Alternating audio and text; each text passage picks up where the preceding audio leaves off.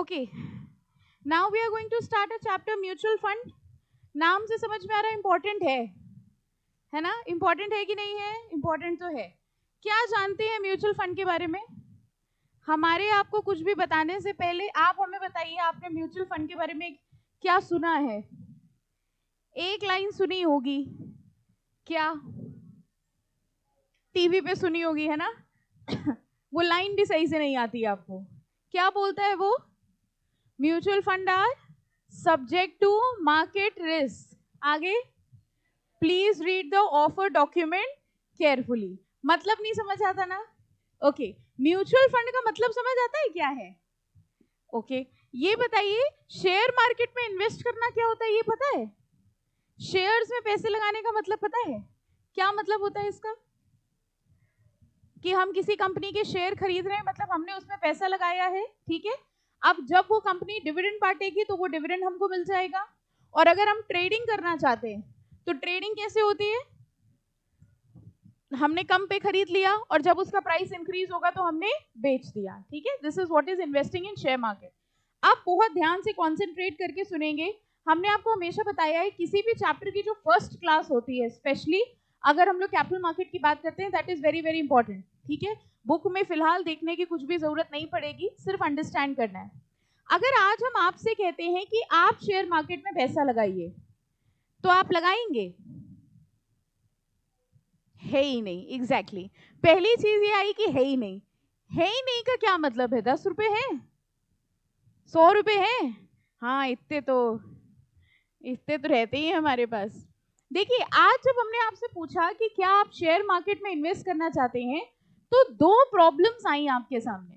पहली प्रॉब्लम बड़ी जेन्युइन थी जो आपके सामने आई कि हमारे पास पैसे ही नहीं है, क्योंकि आपको ऐसा लगता है कि म्यूचुअल फंड या फिर शेयर मार्केट में पैसा लगाने के लिए बहुत सारे पैसों की जरूरत है.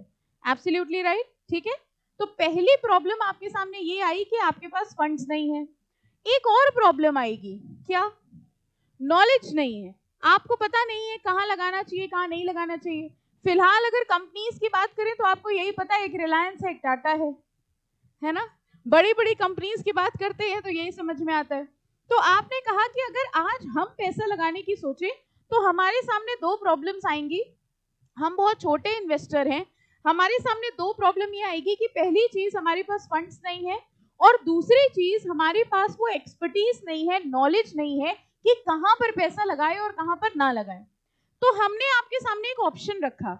हमने कहा आप लोग एक काम करो, आप सबके पास 10-10 रुपए हैं, वो सारे लोग 10-10 रुपए करके इकट्ठा करके हमको दे दो, ठीक है? हमको नॉलेज है मार्केट की, हमको पता है कहाँ लगाना चाहिए, कहाँ नहीं लगाना चाहिए, जिससे रिटर्न जनरेट हो. तो हमने आप सबसे कहा कि आपके दोनों प्रॉब्लम को हम सॉल्व कर सकते हैं. आपके 10-10 रुपए, 10 ही रुपए लगाओ, जो आपके पास है वो ही लगाओ. आप लोग वो 10-10 रुपए इकट्ठा करके हमको दे दीजिए. हमने उस सारे पैसे का मिला के एक फंड बना लिया और अब उस पैसे को हमने मार्केट में लगा दिया. दोनों प्रॉब्लम देखा जाए तो सॉल्व हो गई. पहली प्रॉब्लम ये कि आपके अकेले 10 रुपए नहीं लग रहे हैं, जब सबके 10 रुपए मिल गए तो वो बहुत सारे पैसे इकट्ठा हो गए, यानी अब इसको शेयर मार्केट में लगाया जा सकता है. दूसरी प्रॉब्लम, आपके पास नॉलेज नहीं थी, एक्सपर्टीज नहीं थी, तो आपने वो पैसा हमको दे दिया. हम कौन है? हम नॉलेजेबल पर्सन है जिसको शेयर मार्केट की नॉलेज है, ठीक है? यानी पहली चीज, वो छोटा छोटा इन्वेस्टमेंट जो आपका था वो क्यूमुलेट होके एक फंड बन गया और आपने वो पैसा किसी ऐसे पर्सन को दे दिया जो मार्केट की नॉलेज रखता है. हमने क्या किया, आप लोग का पैसा इकट्ठा किया और इकट्ठा करके शेयर मार्केट में ही लगाया, कहीं और नहीं लगाया, हमने शेयर मार्केट में लगा दिया. अब शेयर मार्केट में इन्वेस्ट करने से जो रिटर्न जनरेट होगा वो रिटर्न हमको मिलेगा और वो रिटर्न हम आप लोग में डिस्ट्रीब्यूट कर देंगे. यानी टेक्निकली देखा जाए तो आपने ही पैसा लगाया है शेयर मार्केट में, लेकिन डायरेक्टली लगाने की बजाय आपने किसी के थ्रू वो पैसा लगाया है. इससे दो फायदे हुए, भले ही आपके पास छोटा अमाउंट हो तो भी आप शेयर मार्केट में इन्वेस्ट कर सकते हैं, और वो जो डर था कि विदाउट नॉलेज आप इन्वेस्ट कर रहे हैं, वो प्रॉब्लम भी सॉल्व हो गई. तो क्या आप बता सकते हैं इस पूरी कहानी में हम कौन हैं? Mutual fund. समझ में आया क्या हुआ? म्यूचुअल फंड का मतलब एक ऐसा फंड जो कई छोटे छोटे लोगों से मिल के म्यूचुअल करके, यानी इकट्ठा करके बनाया गया है, और ये पैसा अल्टीमेटली कहाँ लगाया जा रहा है? मार्केट में. जब हम कहते हैं कि हम म्यूचुअल फंड में पैसा लगा रहे हैं, तो ऐसा नहीं है कि हम कहीं और पैसा लगा रहे हैं। अब आपने हमको पैसा दिया, हमने भी रिलायंस के ही शेयर खरीदे, हमने भी टाटा के ही शेयर खरीदे, यानी हमने भी शेयर मार्केट में ही पैसा लगाया है, लेकिन वो पैसा क्यूमुलेट करके। ठीक है, म्यूचुअल फंड के थ्रू अगर हम शेयर मार्केट में पैसा लगा रहे हैं, तो बताइए एज एन इंडिविजुअल इन्वेस्टर आपकी रिस्क कम हुई कि बढ़ गई? कम हुई। क्यों? क्योंकि पूरा का पूरा पैसा आपका नहीं लगा है, आपकी रिस्क डाइवर्सिफाई हुई, फैल गई है, क्योंकि आप सबने मिल के पैसा लगाया है। पहली बात, आपका अकेले का पूरा अमाउंट, अगर आप अकेले शेयर मार्केट में लगाते तो शायद 1 लाख रुपए आपको खुद लगाने पड़ते। यहाँ आपने अकेले 1 लाख रुपए नहीं लगाया, आपने तो सिर्फ 100 रुपए दिए थे। 100 रुपए करके कई सारे लोगों के इकट्ठा करके हमने 1 लाख मार्केट में लगाए। तो पहले आपकी पूरी रिस्क 1 लाख की होती, लेकिन आज क्योंकि आपने पूरा पैसा खुद नहीं लगाया है, तो आपकी रिस्क सिर्फ 100 रुपए की है, रिस्क डाइवर्सिफाई हो गई। दूसरी बात, अगर आप खुद अपनी नॉलेज से पैसा लगाते तो पैसा डूबने के चांसेस होते। रैदर अगर हम इस टाइम बात करें तो अगर आप अपनी नॉलेज से लगाएं तो पैसा डूबने के 100% चांस है, क्योंकि फिलहाल आपको नॉलेज ही नहीं है। ठीक है, तो आपने ये रिस्क ना उठा के किसी नॉलेजेबल पर्सन को ये पैसा दे दिया कि तुम अपनी नॉलेज के हिसाब से ये पैसा इन्वेस्ट करो। ओके, तो रिस्क जो हो गई हमारी क्या हो गई? कम हो गई। ये जो फिनोमेना होता है, ये कॉन्सेप्ट होता है म्यूचुअल फंड का। तो जब हम कहते हैं म्यूचुअल फंड में पैसा लगाया जा रहा है, तो वो पैसा अल्टीमेटली कहाँ लग रहा है? शेयर मार्केट में ही लग रहा है। अब जरा वो लाइन सोचो, वो क्या बोलता है? Mutual fund are subject to market risk. ये बताइए, म्यूचुअल फंड में पैसा लगाने से रिस्क कम हो रही है कि खत्म हो रही है? कम हो रही है कि खत्म हो रही है? कम हो रही, खत्म नहीं हो सकती। अगर कंपनी डूबी तो भले ही 100 रुपए, लेकिन आपका भी 100 रुपए डूबेगा। तो लाइन क्या हुई? Mutual fund are subject to market risk. अगर कभी आप एडवर्टाइजमेंट देखो म्यूचुअल फंड के आते, तो वो बोलते हैं म्यूचुअल फंड सेफ है। ठीक है, कंपैरेटिवली सेफ है, 100% सेफ नहीं। किसके कंपैरिजन में सेफ है? डायरेक्टली शेयर खरीदने के। अगर आप डायरेक्टली शेयर खरीदते हो, उससे बेटर है म्यूचुअल फंड, क्योंकि रिस्क कम हो रही है।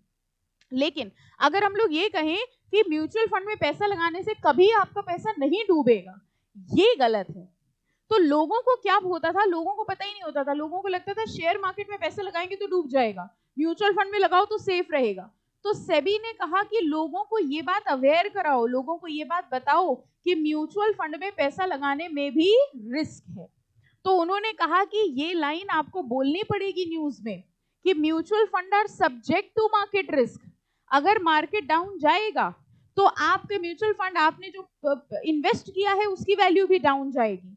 Mutual fund are subject to market risk, please read the offer document carefully. मतलब इन्वेस्ट करने के पहले सब ठीक से पढ़ के समझ के फिर इन्वेस्ट करना।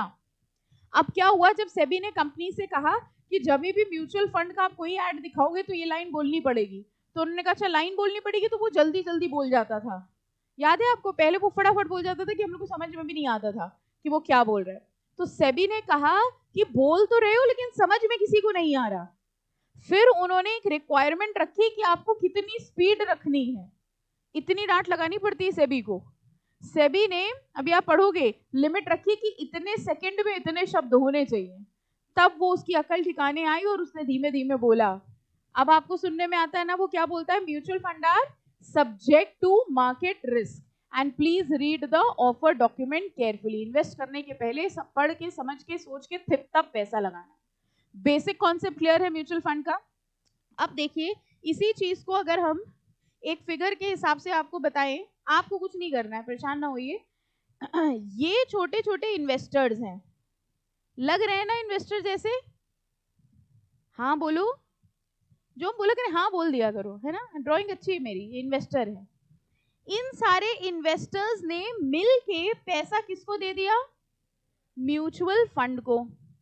और अल्टीमेटली म्यूचुअल फंड ने पैसा कहाँ लगा दिया? मार्केट में। ठीक है, अब बहुत ध्यान से कॉन्सेप्ट समझिएगा।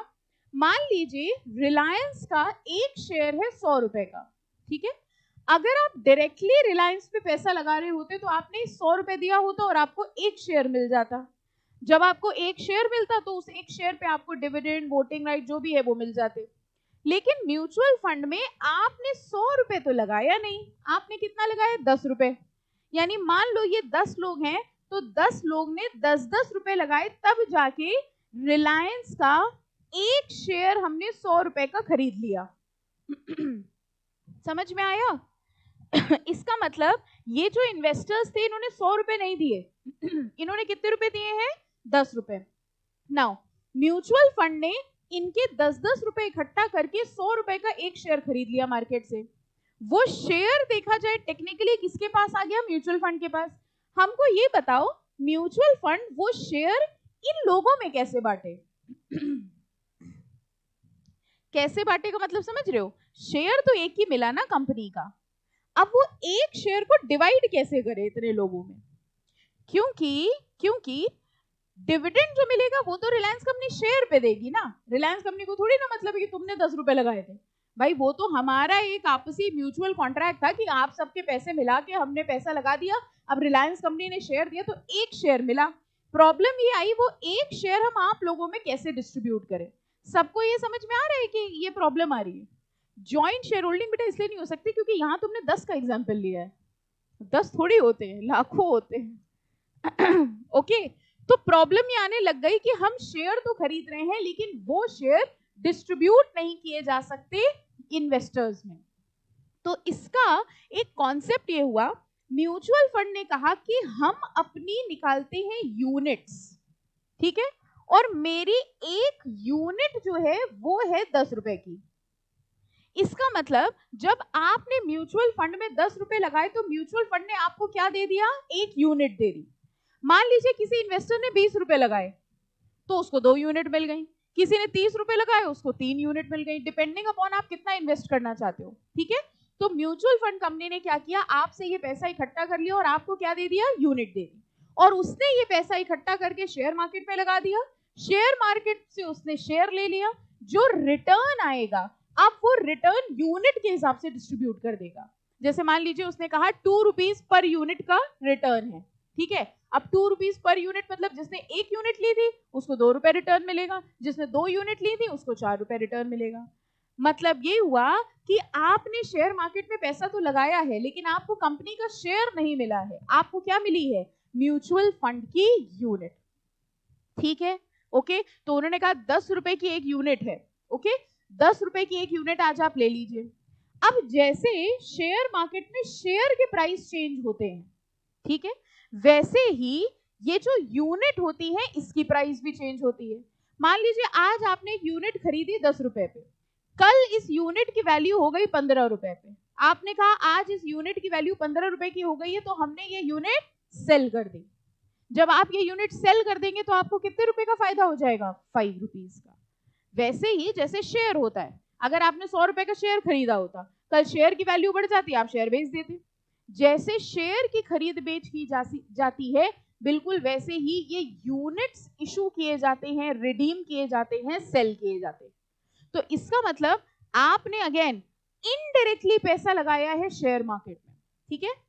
जैसे शेयर का प्राइस होता है वैसे ही यूनिट की होती है एनएवी।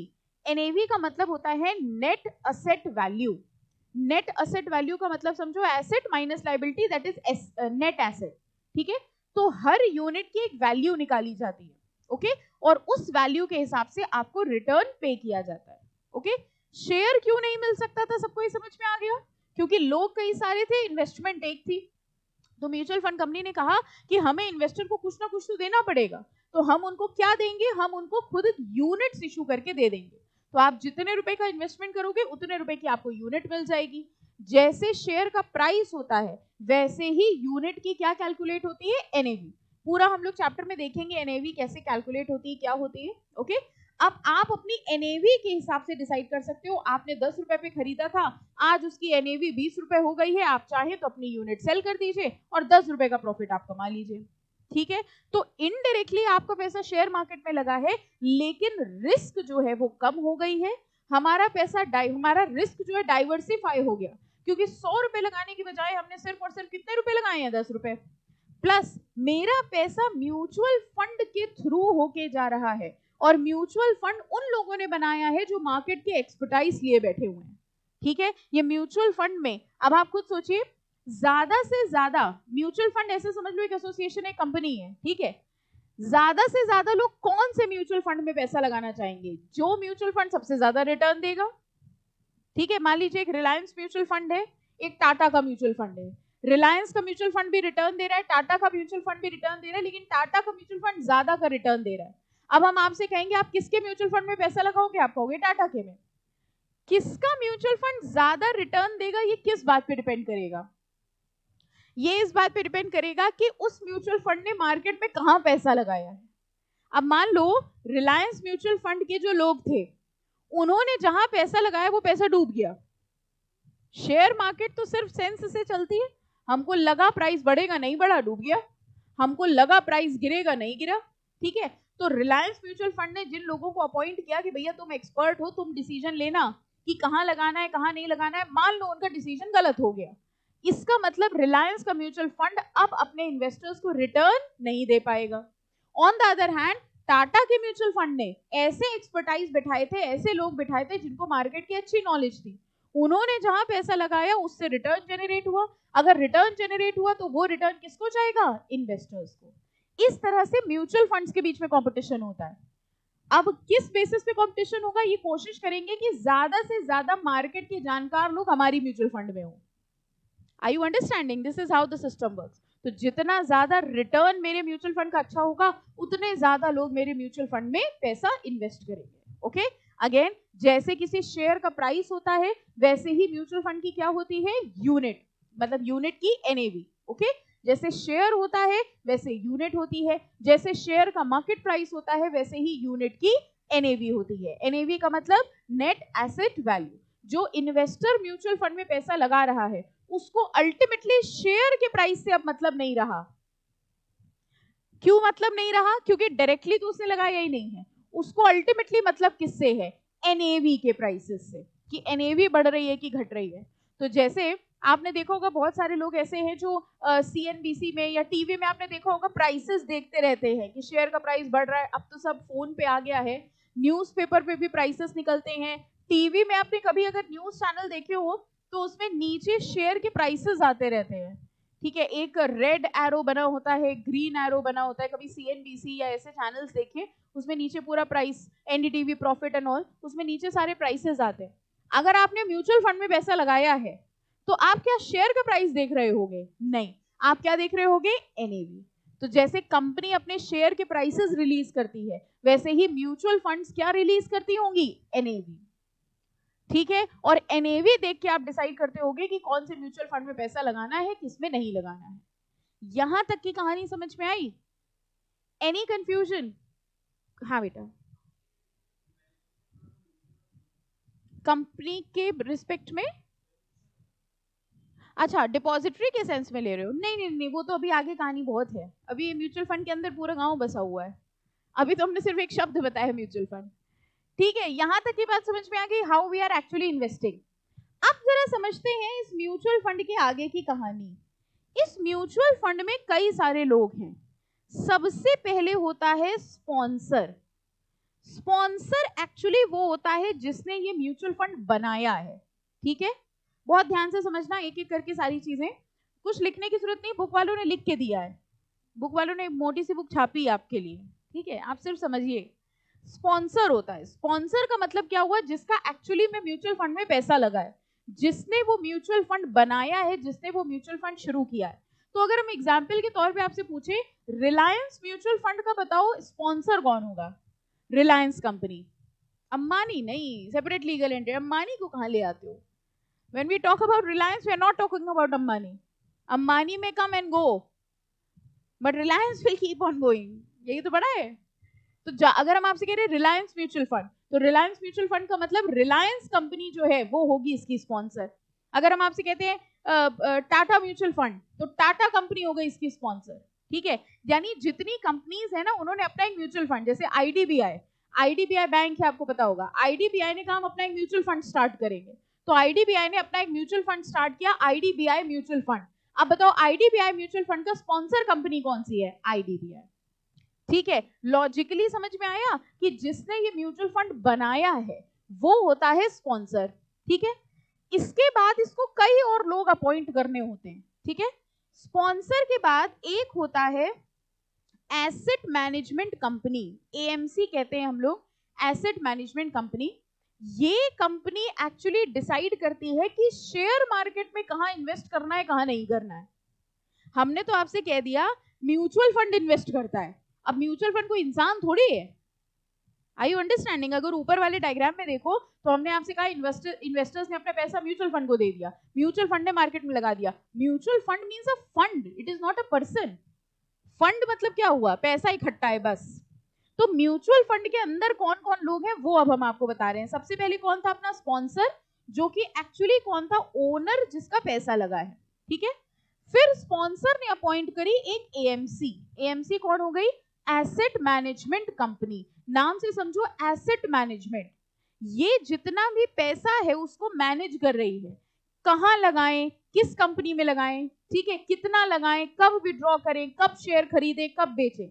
क्या आप हमको बता सकते हो वो जो एक्सपर्ट्स थे वो कहां होंगे? एएमसी में। वही तो डिसीजन मेकिंग कर रहे हैं। तो ये एएमसी डिसाइड करती है कहां सेल करना है, कहां बाय करना है, कहां इन्वेस्ट करना है। Asset management company is responsible for everything, ठीक है। एएमसी हो गई। इसके बाद एक अपॉइंट किया जाता है कस्टोडियन।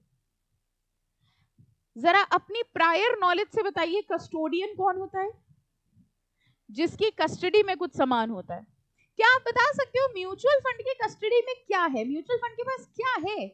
किसी दूसरे का कुछ है क्या? पैसा, इन्वेस्टर्स का पैसा है। एक और चीज है, कंपनीज के शेयर्स हैं। देखा जाए तो म्यूचुअल फंड के पास दो चीजें हैं जो उसकी खुद की नहीं है। कस्टोडियन के पास जो सामान होता है वो उसका खुद का नहीं होता है, ठीक है। किसका होता है? किसी दूसरे का। नाउ कस्टोडियन, म्यूचुअल फंड के पास दो चीजें हैं जो उसकी खुद की नहीं है। पहली चीज क्या? पैसा, जो कि इन्वेस्टर्स का था, और दूसरी चीज क्या? शेयर, जो कि कंपनीज के थे। कस्टोडियन का काम सिर्फ इतना है कि वो इन्वेस्टर के बिहाफ पे और कंपनी के बिहाफ पे उन शेयर्स को होल्ड करके रखता है, पैसे को होल्ड करके रखता है।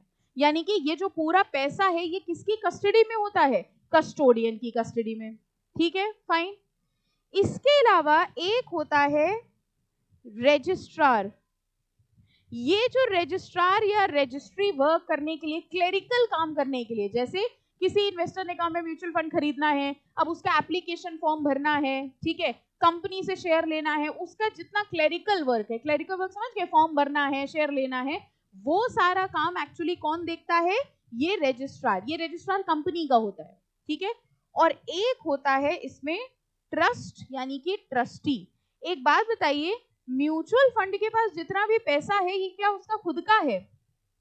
ऐसा भी तो हो सकता है आप लोगों ने 10-10 रुपए इकट्ठा करके जो हमको दिए थे, याद करो सबसे स्टार्टिंग वाला एग्जाम्पल, हमने आपसे कहा था 10-10 रुपए इकट्ठा करके हमको दे दीजिए, हम मार्केट में लगाएंगे।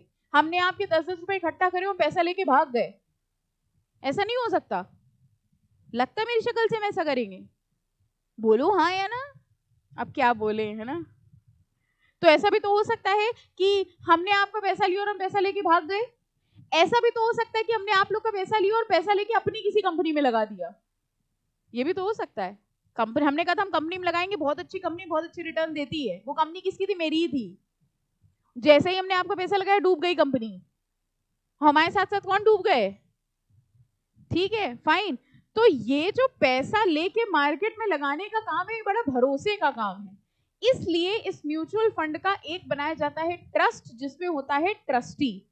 और ट्रस्टी का काम सिर्फ ये देखना होता है कि ये सारे लोग अपना काम सही से कर रहे हैं कि नहीं, ताकि इन्वेस्टर्स के साथ कभी कुछ गलत ना हो जाए।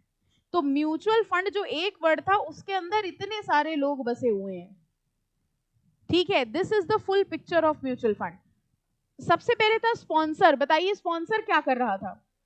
जो ओनर था, जिसका पैसा लगा हुआ है, ठीक है। एएमसी कौन था? Asset management company. ये एएमसी काम क्या कर रही थी? Buying and selling of shares, यानी इन्वेस्टर के बिहाफ पे कहां इन्वेस्टमेंट करना है, कहां नहीं इन्वेस्ट करना है, वो जो एक्सपर्ट्स बैठे हुए थे। यानी कि अगर हम आपसे कहें रिलायंस म्यूचुअल फंड है, रिलायंस म्यूचुअल फंड शेयर खरीद रहा है, बेच रहा है, किसके बिहाफ पे? एएमसी। मतलब रिलायंस म्यूचुअल फंड के बिहाफ पे एएमसी ये डिसीजन ले रही है कि कहां पैसा लगाना है, कहां नहीं लगाना है, ठीक है। कस्टोडियन क्या कर रहा था?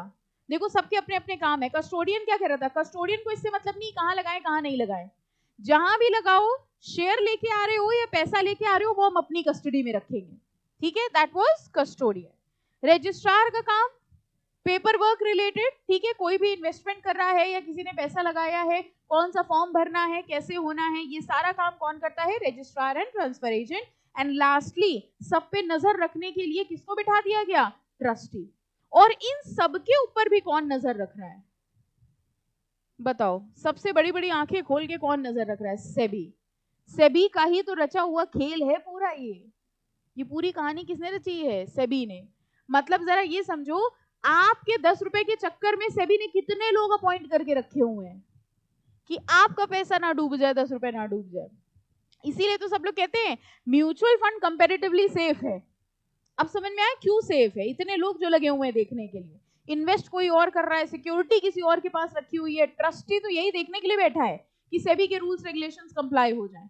This whole system is considered as mutual fund.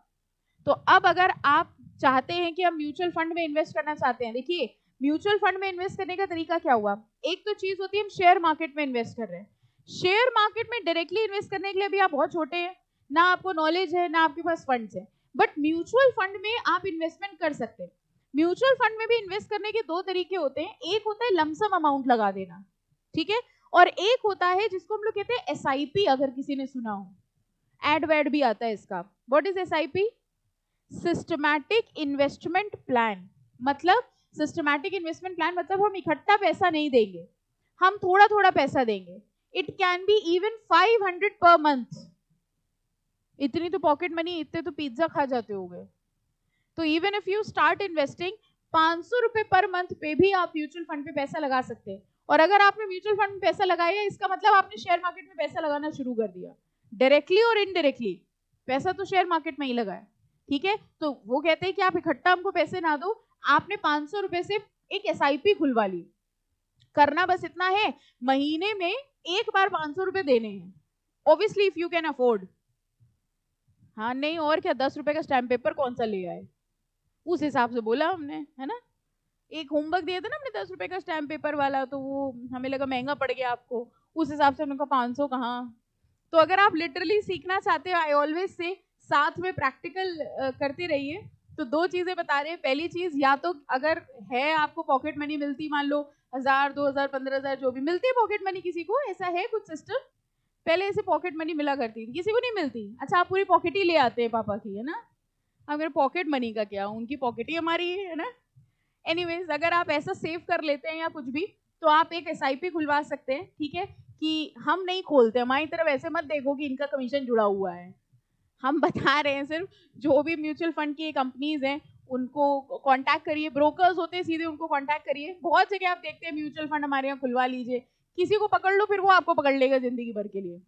एक बार आप किसी के पास रिक्वेस्ट डाल के देखिए कि हमें एक एसआईपी खुलवानी है, दैट्स इट, बस इतना एक बार मुंह से निकालो, फिर वो आपकी जेब से निकाल के रखेगा पैसे, रोज फोन करेगा, तो कहना मैं एसआईपी खुलवानी है 500 पर मंथ की। पहले उससे पूरा समझ लेना, अब थोड़ी जानकारी आपको भी है तो उसके सामने थोड़ा एटीट्यूड दिखाना, अच्छा स्पॉन्सर कौन है इसका, ठीक है, अच्छा अच्छा हु इज द कस्टोडियन, ठीक है, थोड़ा एटीट्यूड रखो अपने अंदर, है ना, वो समझ जाए कुछ जानकार इंसान है। अच्छा और इसका वो कौन है, यू नो एएमसी कौन है, एएमसी के पास रिजल्ट्स क्या हैं, कहाँ कहाँ इन्वेस्ट किया है क्या नहीं किया, अच्छा एनएवी क्या चल रही है बाय द वे, इससे ज्यादा आपको कुछ आता नहीं है, इतना तो बोल देना कम से कम, ठीक है। तो अगर आपको ऐसा कुछ करना है तो किसी म्यूचुअल फंड एजेंट को पकड़ो, उससे सारी इंफॉर्मेशन ले लो। अगर आप रियली इन्वेस्ट करना चाहते हो तो 500 पर मंथ की खुलवा लीजिए। अभी आपकी एज कितनी ही है, अगर आप अभी से 500 इन्वेस्ट करो, उसको पड़ा रहने देना, वो ट्रेडिंग नहीं होती, दैट इज नॉट कि हम शेयर मार्केट में यू नो ट्रेडिंग करने लग गए, that is just an investment. तो 500 रुपए पर मंथ से करवा लो, जब तक बड़े हो गए, आपकी शादी होगी, आपके बच्चे होंगे, तब तक कहाँ वो 500 रुपए करते करते कहाँ पहुंच जाएगा। तो you can start an SIP, ठीक है। अपार्ट फ्रॉम दैट अगर आप कह रहे नहीं अभी कहाँ सीएस बन जाए, पहले घर वाले 10 रुपए नहीं देंगे, ठीक है, तो इन दैट केस उससे सब कुछ समझ लेना, ठीक है, उससे सब कुछ समझ लेना, और उसके बाद उससे कहना ठीक है हम बताते हैं। फिर वो आपको रोज फोन करेगा तो क्या करोगे, नंबर ब्लॉक कर देना, सिंपल, ठीक है, ओके। और अगर कभी उसके बाद भी आपको लगे फिर से जानकारी चाहिए तो दूसरे एजेंट को पकड़ लो, कमी थोड़ी है, सारे आइडिया हैं देखो हमारे पास, बट इट इज रिकमेंडेड। कोशिश करके देखिए, एक बार अपने 500 रुपए लगा के देखो, मजा आएगी, पता चलेगा प्रोसीजर क्या होता है, डॉक्यूमेंट्स क्या होते हैं, कैसे लगाया जाता है, इसी बहाने कुछ कैपिटल मार्केट का समझ में आने लग जाएगा। तो I hope the concept is very clear. ठीक है, तो कुल मिला के एक बार कंक्लूजन कर लें कि हम लोगों ने क्या क्या बातें पढ़ी। सबसे पहले तो म्यूचुअल फंड का मतलब है शेयर मार्केट में ही पैसा लगाना, बट डायरेक्टली नहीं लगाना, इनडायरेक्टली लगाना थ्रू अ फंड। ठीक है, हम शेयर मार्केट में डायरेक्टली पैसा नहीं लगा सकते क्योंकि हमारे पास फंड्स कम है और हमारे पास वो नॉलेज या एक्सपर्टाइज नहीं है। इसके लिए हम लोग अपने छोटे छोटे फंड्स को इकट्ठा करके एक बड़ा फंड बनाते हैं और किसको दे देते हैं, म्यूचुअल फंड को। म्यूचुअल फंड हमारे उस पैसे को लेके और अपनी एक्सपर्टाइज लगा के वो पैसा कहाँ लगा देता है, मार्केट में। मार्केट से रिटर्न जनरेट होता है और उस रिटर्न को वो डिस्ट्रीब्यूट कर देता है इन्वेस्टर्स। क्योंकि वो डिविडेंड डिस्ट्रीब्यूट नहीं कर सकता, क्यों, क्योंकि इन्वेस्टर्स ने शेयर तो लिया नहीं है। इसलिए हम लोग जितना भी पैसा लगाते हैं म्यूचुअल फंड में, उसके बदले में म्यूचुअल फंड हमको क्या इशू करता है, एनएवी, नेट असेट वैल्यू। अब जैसे शेयर का प्राइस चेंज होता है वैसे ही यूनिट की एनएवी चेंज होगी और उस बेसिस पे हम एनएवी की खरीद बेच कर सकते हैं। म्यूचुअल फंड के अंदर अगर जाके देखें तो कई सारे लोग थे। सबसे पहले कौन था, sponsor. Sponsor actually was the owner, जिसने ये म्यूचुअल फंड शुरू किया है वो कौन होता है, स्पॉन्सर, जिसका पूरा पैसा लगा है। ठीक है, उसके बाद कौन होता था, एएमसी, एसेट मैनेजमेंट कंपनी, जो एक्चुअली में एसेट्स को मैनेज कर रही है, यानी कि कहाँ पैसा लगाना है, कितना लगाना है, बाय सेल कैसे करना है, मार्केट में इन्वेस्ट करने के सारे डिसीजंस वो जो एक्सपर्ट्स थे उन्होंने जो मिलकर डिसीजंस लेने हैं वो सब कहाँ हो रहा है, एएमसी में। लोगों का पैसा और कंपनी के शेयर ये अपने पास कौन होल्ड करके रख रहा होगा, कस्टोडियन। कस्टोडियन का काम ही यही है, he is going to hold the shares and the securities. ठीक है, रजिस्ट्रार क्लरिकल वर्क से रिलेटेड, फॉर्म भरना है या जो भी प्रोसीजर है वो सारे काम करने के लिए रजिस्ट्रार एंड ट्रांसफर एजेंट होता है। एंड लास्टली ये सब अपना काम सही से कर रहे हैं कि नहीं ये देखने के लिए ट्रस्ट है, जिसके अंदर कौन होगा, ट्रस्टी। और इन सब को भी कौन देख रहा है, सेबी। ओके, और इन सबको देखने के लिए सेबी ने म्यूचुअल फंड रेगुलेशंस बनाई हैं, जो हम लोग ये चैप्टर पढ़ रहे हैं। ओके, इस चैप्टर के 2 पोर्शंस में सबसे पहले वो बताएंगे म्यूचुअल फंड क्या होता है, उसके बाद वो मेन जो आपको सीखना है, आपको क्या सीखना है, लॉ। ये मत भूलिए आपको लॉ पढ़नी है हर चीज में, तो इसमें आप पढ़ोगे म्यूचुअल फंड के रेगुलेशंस, कि ये लोग जो काम कर रहे हैं। आप सोचो ना, ऐसा कंपनी सेक्रेटरी आपको म्यूचुअल फंड क्यों सिखाया जा रहा है, शेयर मार्केट में ट्रेड करने के लिए थोड़ी ना, कि कल को तुम सीएस नहीं बने तो शेयर मार्केट में पैसा लगा के कमा लेना। नो, वो ये कह रहे हैं एएमसी के ऊपर जो रूल्स लग रहे हैं, कस्टोडियन के ऊपर जो रूल्स लग रहे हैं, वो रूल्स फॉलो हो रहे हैं कि नहीं, ये देखना किसका काम होगा, सीएस का। ओके, तो I think the concept is very clear. देखिए अब हम लोग चैप्टर को स्टार्ट करेंगे। इंट्रोडक्शन, देखो ये इन्होंने लिखा है सेबी के म्यूचुअल फंड रेगुलेशंस, ये हैं। Introduction, as our economy continues to grow, there is a huge amount of wealth creating, okay, there is a huge amount of wealth creating opportunities surfacing everywhere. A mutual fund, अब जो जो लिखा है ना, अब आपको धीरे धीरे सब समझ में आएगा। कह रहे हैं a mutual fund is a professionally managed form of collective investment। पहले सिर्फ इस लाइन को समझो, कह रहे हैं it is a professionally managed. Why professionally managed, कौन मैनेज कर रहा है, एक्सपर्ट्स। ठीक है, प्रोफेशनल्स मैनेज कर रहे हैं। आप प्रोफेशनल नहीं थे, आपको मार्केट की नॉलेज नहीं थी, लेकिन इसमें कौन मैनेज कर रहा है, प्रोफेशनल्स, एक्सपर्ट। और कह रहे हैं this is a form of collective investment. Why collective investment, क्योंकि सबने मिलके पैसा लगाया है। ठीक है, कह रहे professionally manage form of collective investment. अब ये लाइन देखो, that pools money from many investor। pools money मतलब लोगों से पैसा इकट्ठा करता है and invest in stock, bond, short term money market instruments and other security। तो जैसे हम लोग शेयर मार्केट में सिर्फ शेयर में इन्वेस्ट नहीं करते, हम बॉन्ड्स में लगा सकते हैं, सिक्योरिटीज में लगा सकते हैं, शॉर्ट टर्म इंस्ट्रूमेंट्स में लगा सकते हैं, बिल्कुल वैसे ही म्यूचुअल फंड भी अलग अलग होते हैं जो अलग अलग जगह पैसा लगाना चाहते हैं। ठीक है, द मेजर रीजन, जरा देखिए क्या लिखा है, the major reason investor chooses mutual fund are, सबसे पहला कारण क्या था, प्रोफेशनल एंड मैनेजमेंट डाइवर्सिफिकेशन। कि भाई हमारे पास उतना एक्सपीरियंस नहीं है, हमारे पास उतनी एक्सपर्टाइज नहीं है, इसलिए हम चाहते हैं कि ये कौन मैनेज करे? Professionals. The investors should compare the risk and expected yield after adjustment of tax on various instruments while taking investment decision. कह रहे हैं जब भी आप मार्केट में इन्वेस्टमेंट करने जा रहे हैं तो आपको ये देखना होगा, सारे रिस्क कैलकुलेट करने होंगे. वैसे भी अगर हम देखें तो म्यूचुअल फंड में कंपैरेटिवली रिस्क क्या है? लोअर है, कम है. सेबी ने अपने म्यूचुअल फंड रेगुलेशंस बनाए हैं. It define mutual fund as a fund established in the form of a trust. बताओ ये लाइन समझ में आई कि नहीं आई? कह रहे हैं म्यूचुअल फंड एक्चुअली किस फॉर्म में बना है? ट्रस्ट के फॉर्म में. To raise money. अब बताइएगा इसका मतलब क्या हुआ? To raise money through sale of units. ये यूनिट्स क्या है? कह रहे mutual fund is raising money through sale of units.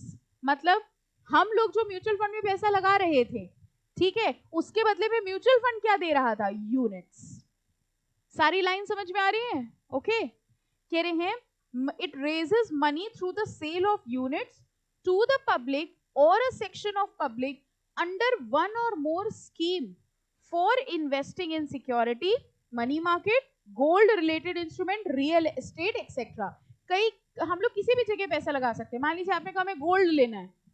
अब आपको भी पता है गोल्ड में पैसा लगाने के लिए आपके पास ज्यादा पैसा होना चाहिए. आपने कहा 100 रुपए पड़े जेब में, कुछ दिखा दो गोल्ड में, ठीक है, तो वो रास्ता दिखा देगा बाहर का, है ना. अब आपने कहा मेरे पास पैसे इतने कम है लेकिन हम गोल्ड में पैसा लगाना चाहते हैं, तो बताइए कम पैसों से आप गोल्ड में पैसा कैसे लगा सकते हैं? Mutual fund. आपने कहा हम रियल एस्टेट में पैसा लगाना चाहते हैं, और बड़ी बड़ी बातें करने लग गए. रियल एस्टेट समझ गए, प्रॉपर्टी वगैरह में पैसा लगाना चाहते हैं. उन्होंने कहा कितना बजट है? आपने कहा 100 रुपए, कुछ दिखाओ. उसने क्या दिखाया? समझ गए बाहर का रास्ता. कम पैसा होते हुए भी कहाँ पैसा लगा सकते हैं? म्यूचुअल फंड के थ्रू आप रियल एस्टेट में भी लगा सकते हैं, क्योंकि अल्टीमेटली आप ही के जैसे कई सारे लोग हैं जिनके पास 100 ही रुपए हैं. वो सारे छोटे छोटे इन्वेस्टर्स को कलेक्ट करके पैसा लगाया जा रहा है. अगर आप इसको एक दूसरे एंगल से सोचो तो शेयर मार्केट में सब लोग पैसा लगा रहे थे. कौन लगाते थे? जिनके पास ज्यादा फंड्स होते थे. तो शेयर मार्केट वालों ने सोचा ऐसा क्या किया जाए कि जो छोटे छोटे लोग हैं उनका पैसा भी खींचा जाए. तो उसके लिए क्या बना दिया? Mutual fund. अल्टीमेटली ये आपको फील होगा कि 80% 90% लोगों का पैसा शेयर मार्केट में लगा हुआ है. तभी तो हम लोग इतना ज्यादा इफेक्ट हो जाते हैं. मार्केट ऊपर जाता है नहीं. अभी रिसेंटली कितना हाई मार्केट था, ठीक है. अब आप ये सब देखना शुरू करिए कि सेंसेक्स इतना हजारा है, निफ्टी इतना, पता कुछ नहीं, देखना शुरू करो क्या फर्क पड़ रहा है. आपको पता है कि आपको नहीं पता है, ठीक है, बट थोड़ी बहुत नॉलेज इन सब चीज की होनी चाहिए. अभी स्टॉक एक्सचेंज पढ़ाएंगे तो सेंसेक्स निफ्टी ये सब बताएंगे क्या होता है. But the thing is that 90% लोगों का पैसा डायरेक्टली और इनडायरेक्टली शेयर मार्केट में लगा हुआ है. ठीक है, फाइन. हाँ, किस चीज में बेटा? रियल एस्टेट में भी ऐसा ही होता है. जैसे रियल एस्टेट का भी एक फंड होता है, रियल एस्टेट फंड. उसमें क्या होता है, हमने सबकी छोटी छोटी इन्वेस्टमेंट्स कलेक्ट करी, उसका फंड बना लिया, फंड बना के उस टोटल पैसे को रियल एस्टेट में लगा दिया. अब उससे जो भी मेरी इनकम जनरेट होगी उस इनकम के थ्रू हम डिस्ट्रीब्यूट कर देंगे. तो ये सब फंड के फॉर्म में होते हैं. म्यूचुअल फंड होता है, रियल एस्टेट फंड होता है, गोल्ड रिलेटेड फंड होता है. जहां भी पैसा लगाना है, ठीक है, उसको हमने कलेक्ट कर लिया और कलेक्ट करके हमने उस जगह पे पैसा लगा दिया. ठीक है, ये सब रियल एस्टेट के. और इंफ्रास्ट्रक्चर इन्वेस्टमेंट ट्रस्ट भी होता है. जैसे एक रियल एस्टेट इन्वेस्टमेंट ट्रस्ट होता है, एक होता है इंफ्रास्ट्रक्चर. आप इंफ्रास्ट्रक्चर में पैसा लगाना चाह रहे थे, जो ब्रिजेस और ये सब बनते हैं, हाईवेज वगैरह बनते हैं, अगेन उसके लिए भी ज्यादा फंड्स की रिक्वायरमेंट थी. ठीक है, तो क्या किया गया, छोटे छोटे लोगों ने मिलकर पैसा अक्यूमुलेट किया, अक्यूमुलेट करके पैसा लगा दिया. अगर उससे कोई रिटर्न जनरेट होता है या कुछ भी जनरेट होता है, ठीक है, वो डिस्ट्रीब्यूट कर दिया जाता है on the basis of units. ठीक है, फाइन. सिर्फ ये सब कलेक्टिव इन्वेस्टमेंट पूल है. कलेक्टिव इन्वेस्टमेंट का मतलब सबने मिलके एक जगह पैसा लगा दिया. हाँ बेटा, किसका? वो अभी इससे रिलेटेड नहीं है. ठीक है, एक्चुअली देखो, गोल्ड लेने का तरीका एक होता है कि आपने गोल्ड ले लिया, एक होता है हम गोल्ड नहीं लेते, हम उसके बॉन्ड ले लेते हैं. ठीक है, तो हमने क्या किया, हमने पैसा लगाया है गोल्ड में, लेकिन वो हमको सोना नहीं देंगे, वो हमको एक सर्टिफिकेट देंगे. वो भी सर्टिफिकेट अब ऑनलाइन फॉर्म में. ठीक है, तो वो पैसा आपका गोल्ड में लगा है, but you are not going to get the gold. वो आपको सर्टिफिकेट मिल गया जिसको गोल्ड बॉन्ड्स भी कहते हैं हम लोग. ठीक है। अभी इसमें है गोल्ड बॉन्ड्स में हमने पैसा लगा दिया, वो बॉन्ड मेरे पास है, जब हम उसको रिडीम करेंगे तो हमको उतनी वैल्यू का आपके पास ऑप्शन है, आप चाहो तो गोल्ड ले लो, चाहो तो मनी ले लो। एग्जैक्टली बिल्कुल। बहुत ये सब तरीके हैं कि आपके पास जो ब्लॉक्ड पैसा है ना वो लगाया जाए। जैसे गोल्ड बॉन्ड्स वगैरह में भी होता है, आपने सुना होगा कि गवर्नमेंट की ये भी स्कीम है कि अगर आपके पास गोल्ड रखा है, गोल्ड जमा करके लोन भी ले सकते हैं। ये सुना है आपने कि गोल्ड आपने दे दिया और उसके बदले में आपने लोन ले लिया। तो एग्जैक्टली अब ये भी एक फॉर्म है कि हमने गोल्ड, मतलब it's not in the form कि हमने गिरवी रख के लोन ले लिया। वो क्या करते हैं, आपने जो भी गोल्ड दिया फिर उसको गला देते हैं और वो उसको ब्रिक्स के फॉर्म में बना लेते हैं। ऐसा उसमें नहीं होता कि अगर आपने गोल्ड जमा किया, आपने अपने सोने के टॉप्स जमा करें तो आप वही वाले टॉप्स निकाल के दो, नो, उसका फॉर्म चेंज हो जाता है। ठीक है, तो इट्स जस्ट दैट कि गवर्नमेंट ने सोचा कौन सा पैसा ब्लॉक्ड है। अब आपने जो ज्वेलरी ली है आपकी अलमारी में वो ब्लॉक्ड पैसा पड़ा है। Gold is what, blocked fund. अगर आपने गोल्ड ले लिया और लेके आपने उसको अपने अलमारी में रख दिया, ठीक है, अब वो उतना पैसा ब्लॉक्ड है, तो गवर्नमेंट ने ऐसी भी स्कीम्स निकाली हैं कि वो भी निकाला जाए आपकी अलमारी से किसी तरह, और बदले में क्या है, वो इंटरेस्ट अच्छा दे देते हैं, लोन दे देते हैं, इंटरेस्ट दे देते हैं। ठीक है, तो ये सब सारे इंस्ट्रूमेंट्स हैं। ये देखो लिखा है ना, gold and gold related instruments. Okay, इसी का ही वो डीमैट फॉर्म में ले लेते हैं, डिजिटल फॉर्म में बन जाता है। ठीक है, चलो, म्यूचुअल फंड्स आर व्हीकल। अब म्यूचुअल फंड करते क्या है जरा देखिए। Mutual fund are vehicle that collect money from investors to buy securities. बताओ, लाइन समझ आ गई? कह रहे हैं लोगों से पैसा इकट्ठा कर रहे हैं और क्या कर रहे हैं, सिक्योरिटीज बाय कर रहे हैं। These investors have a common objective. इन सारे इन्वेस्टर्स का कॉमन ऑब्जेक्टिव है, and this pool of money is advised by the fund manager. ये देखो क्या लिखा है, कह रहे हैं this pool of money is advised by the fund manager who decides how to invest the money. क्या बता सकते हो ये फंड मैनेजर कौन है? एएमसी। कह रहे हैं पूरा पैसा इकट्ठा हुआ और पैसा इकट्ठा होकर फंड मैनेजर को दे दिया। फंड मैनेजर डिसाइड कर रहा है कि कहाँ इन्वेस्ट करना है, कैसे इन्वेस्ट करना है, और फंड मैनेजर का ही काम कौन कर रहा है, AMC. With good fund management, अगर फंड मैनेजमेंट अच्छा होगा, देखा जाए तो एक बात बताइए, आपका रिटर्न अच्छा होगा कि नहीं होगा, ये किसकी परफॉर्मेंस पे डिपेंड कर रहा है, एएमसी की परफॉर्मेंस पे। तो जब भी जो जानकार लोग होते हैं वो जब म्यूचुअल फंड लेने जाते हैं ना, तो वो सबसे पहले ये देखते हैं एएमसी कौन है कंपनी का, एएमसी की परफॉर्मेंस बताओ। ठीक है, और मान लीजिए आप जानकार नहीं है, आपको आधा ही चैप्टर समझ में आया, तो आप म्यूचुअल फंड लेने गए, आपने कहा ये बताओ कस्टोडियन के पास परफॉर्मेंस कैसी है। अरे कस्टोडियन क्या कर रहे हो, तो सामान रखे है सिर्फ अपने पास, उसके पास परफॉर्मेंस से आपको कुछ नहीं करना। आप कह रहे हैं बताओ वो जो रजिस्ट्रार है उसका काम कैसा है, उनसे आपको कोई मतलब नहीं है, आपको सिर्फ एक बंदे की परफॉर्मेंस से मतलब है, एएमसी। ये बताओ एएमसी की फंक्शनिंग कैसी है, पास्ट रिकॉर्ड क्या है, एएमसी ने जहां जहां पैसा लगाया उससे कितना रिटर्न आया है, इससे आपको पता चलेगा कि एएमसी की परफॉर्मेंस कैसी है। ठीक है, तो जब आप इन्वेस्ट करने जाइएगा तो पूछिएगा who is the AMC and what are the past records, past results कैसे हैं उस एएमसी के। ओके, वैसे आपकी शक्ल देख के लग नहीं रहा है कि आप इस चैप्टर को पढ़ने के अलावा और कुछ भी करेंगे। इनिशिएटिव्स लो भाई। With good fund management the mutual fund manager और portfolio manager generate returns for the investor. अब यही पैसा अच्छे फंड मैनेजमेंट को करके वो मार्केट में लगाएगा और मार्केट से क्या जेनरेट करेगा, रिटर्न। आगे क्या लिखा है, generate returns for the investor which are passed back to the investor. मतलब रिटर्न उसने मार्केट से जनरेट किया और फिर वो रिटर्न किसको वापस दे दिया, इन्वेस्टर्स को। Diversification reduces the risk because all stock may not move in the same direction in the same proportion। इतना सारा पैसा लेके वो कोई एक जगह थोड़ी ना लगाते हैं। अब आप सबके हमने 10-10 रुपए लिए, इतना सारा फंड इकट्ठा हुआ, हम इसको एक जगह नहीं लगाएंगे, हम इसको अलग अलग जगह लगाएंगे।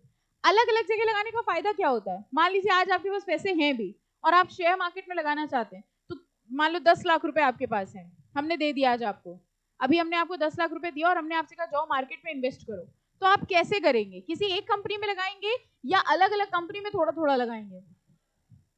क्यों? कभी आपने देखा है कि आपके घर में पैसे रखे कैसे जाते हैं? कभी ध्यान दो, अलग अलग जगह पे, एक किसी अलमारी में, एक वो अखबार के नीचे, एक फोटो के पीछे।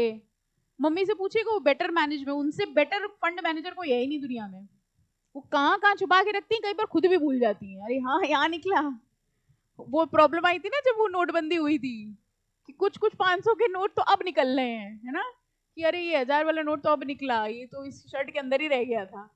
सो that is what is fund manager. अलग अलग जगह रखोगे तो डाइवर्सिफाइड रहेगी रिस्क। ओके, यही चीज करता है फंड मैनेजर, पूरा का पूरा पैसा एक जगह लगाने की बजाय अलग अलग लगाता है, कि ऐसा नहीं हो सकता कि सारे के सारे फंड डूब जाएं। शेयर मार्केट एक प्रिंसिपल पे काम करता है, कोई जीत रहा होगा तो कोई हारेगा जरूर। ऐसा कभी हो ही नहीं सकता कि सब जीत गए या सब हार गए, क्योंकि ट्रांजैक्शन कैसा है, एक बायर एक सेलर है। अगर एक को फायदा हो रहा है तो उतना ही नुकसान किसी दूसरे को हो रहा होगा। बुल एंड बेयर, ये दो एस्पेक्ट होते हैं मार्केट के। बुल देखा है कभी, कैसा देखता है बुल, ऊपर देखता है कि नीचे देखता है, अप। कभी बुल को पास से देखना, ज्यादा पास ना जाना, उसने आपको देख लिया तो दिक्कत हो जाएगी। बुल हमेशा ऊपर देखता है। बियर, बियर को कभी देखो नीचे देख देख के गड्ढा खोद खोद के चलता है। तो जो लोगों को ऐसा लगता है कि मार्केट बढ़ने वाली है, वो कौन होते हैं, बुल। मतलब बुल होते नहीं, उनकी अप्रोच बुलिश अप्रोच, एब्सोल्युटली। और जिनको लगता है कि मार्केट गिरने वाला है, बेयरिश अप्रोच। और किसी भी ट्रांजैक्शन के लिए एक बुल और एक बेयर होना जरूरी है। हमको भी लग रहा है बढ़ने वाला है, आपको भी लग रहा है बढ़ने वाला है, तो हम क्यों बेचेंगे। आप खरीदना तो चाहते हो लेकिन हम बेचेंगे नहीं। आज मेरे पास 100 रुपए का शेयर है, हमको लगता है कल 120 हो जाएगा, तो हम क्यों बेचेंगे, हम वेट करेंगे 120 होने का। तो हमेशा ट्रांजैक्शन कब होगा, हमको लग रहा है बढ़ेगा, आपको लग रहा है गिरेगा। जब तक ये दो ऑपोजिट थिंकिंग के लोग नहीं होंगे, शेयर मार्केट चल ही नहीं सकता। ठीक है, तो यही यहाँ पे कह रहे हैं कि जितना भी फंड मैनेजर इन्वेस्ट कर रहा है अलग अलग जगह, जितने स्टॉक्स में वो लगा रहा है, कुछ इंक्रीज होंगे कुछ डिक्रीज होंगे, और उसी से उसका रिटर्न जनरेट हो जाएगा। Okay, the mutual fund normally come out with a number of schemes. कह रहे हैं इनकी अलग अलग स्कीम्स होती हैं विद डिफरेंट इन्वेस्टमेंट ऑब्जेक्टिव। अब जैसे मान लीजिए आपने कहा कि भाई हम रिस्क नहीं लेना चाहते हैं, ठीक है, ये पूरा चैप्टर के अंदर चल रहा है अभी सब। अब जब जो भी कंटेंट आएगा आपको लगेगा सब पढ़ा हुआ है। मान लीजिए आपने कहा कि मैम हम 10 रुपए तो लगा रहे हैं, आपको दे रहे हैं, लेकिन हम ज्यादा रिस्क नहीं देना चाह रहे, हम ये चाहते हैं कि हमारा पैसा सेफ रहे। तो बताइए हम एज अ फंड मैनेजर कहाँ लगाएं आपका पैसा कि सेफ रहे, सोचो कहाँ लगाएं। डेट सिक्योरिटी में लगा दें, डिबेंचर में। डिबेंचर क्या होते हैं पता है ना, डिबेंचर में क्या है, मतलब शेयर की तरह रिस्की होता है। डिबेंचर का मतलब क्या हुआ, मिलना ही मिलना है, दैट इज अ लोन एक तरह से। तो अगर आपने ये कहा कि भाई हम ऐसी जगह पैसा लगाना चाहते हैं कि रिस्क बिल्कुल ना हो, जितना पैसा हमने लगाया है उसमें कुछ इंटरेस्ट जोड़ के हमको वापस मिल जाए, तो आपका पैसा कहाँ लगा दिया जाएगा, डिबेंचर में। ठीक है, आप जैसा बोलोगे वैसा पैसा लगाया जाएगा। आपने कहा हमें हाई रिस्क चाहिए, क्योंकि हाई रिस्क में फायदा क्या होता है, हाई रिटर्न। रिस्क और रिटर्न साथ साथ चलते हैं, जितना ज्यादा रिस्क लोगे उतना बड़ा रिटर्न होगा, लेकिन हार्ट अटैक भी उतना ही बड़ा होगा। और क्या, रिस्क तो बहुत ले लिया आपने, हाईली रिस्की प्रोजेक्ट में लगा दिया, अगर वो सक्सेसफुल हो गया तो हो गया, नहीं हुआ तो आपका हो जाएगा काम। ठीक है, so that is how the game goes. A mutual fund is required to be registered with SEBI. अब जैसे क्या होता था, सेबी को क्यों आना पड़ता था, जैसे अभी हमने आपसे कहा आप लोग पैसा हमको दो हम लगा दें, ये सब अनकन्वेंशनल फॉर्म में हो ही रहा था। जब ये कंपनी पैसा लेके भागने लग गई तो सेबी की आंखें खुली, सेबी ने कहा रुको हमको देखना पड़ेगा, चेक करना पड़ेगा। तब सेबी इनटू पिक्चर आ गए और सेबी ने रेगुलेशंस बना दिए। अब उन्होंने रूल क्या बना दिया कि कोई भी ये काम जो कलेक्ट करके पैसा लगा रहा है ये तब तक नहीं करेगा जब तक वो हमारे पास रजिस्टर्ड ना हो। हमारे पास रजिस्टर्ड होने का मतलब सेबी के रूल्स एंड रेगुलेशंस लगेंगे। और वो कौन है जो चेक कर रहा है कि सेबी के रूल्स लग रहे हैं कि नहीं लग रहे हैं, म्यूचुअल फंड में नहीं, ओवरऑल वो कौन है जो ये चेक करता है कि सेबी के सारे रूल सबके ऊपर लग रहे हैं कि नहीं, कंपनी सेक्रेटरी। अपने ऊपर भी अपने अंदर भी झांक के देखो, कुछ आपका भी काम है, वो भी ट्रस्टी को दे दिया, तुम ही समझो तुम काय के लिए रखे गए हो, है ना।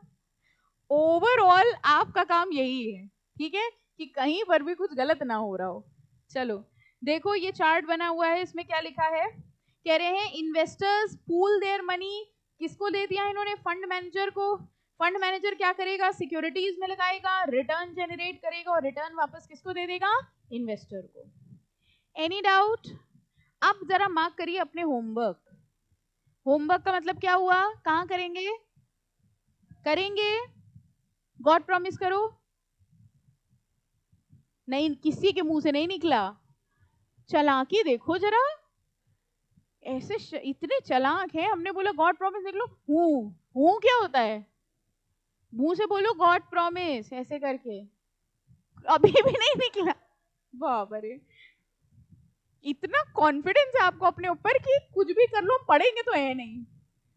अच्छा, होमवर्क लिखो, व्हाट इज म्यूचुअल फंड, ये पढ़ना है। जो जो ना समझ में हम पढ़ाते जाएंगे, ठीक है। उसके बाद आपको क्या पढ़ना है हम आपको बता दे रहे हैं। यहाँ ये पढ़ना है स्ट्रक्चर ऑफ म्यूचुअल फंड। लिखिए होमवर्क, और ब्रैकेट में लिख लो मैम ने पढ़ा दिया था, हमें अब खुद पढ़ना है। ये लिखोगे नहीं? स्ट्रक्चर ऑफ म्यूचुअल फंड देखो, sponsor, trustee, AMC, custodian, RTA, इन सब के बारे में सुना है कभी? कभी सुना? अभी तो सुना। ये डब्बा क्या है? ठीक है, ये वही सारे लोग हैं, उसी का एग्जाम्पल है। इसमें भी लिख लो होमवर्क, लिख लो मैम ने ये सब पढ़ा दिया है, अब हमें खुद से पढ़ना है, ब्रैकेट क्लोज। ठीक है, ये सब बातें एकदम इग्नोर मारते हो तुम लोग, एकदम यहाँ से सुनी यहाँ से नहीं, खुद पढ़ना है, ये क्या होता है? चलिए यहाँ तक देख कोशिश करिएगा, पढ़ लीजिएगा। नेक्स्ट लेक्चर में हम लोग इसके आगे कंटिन्यू करेंगे, ठीक है। Thank you, and please try to invest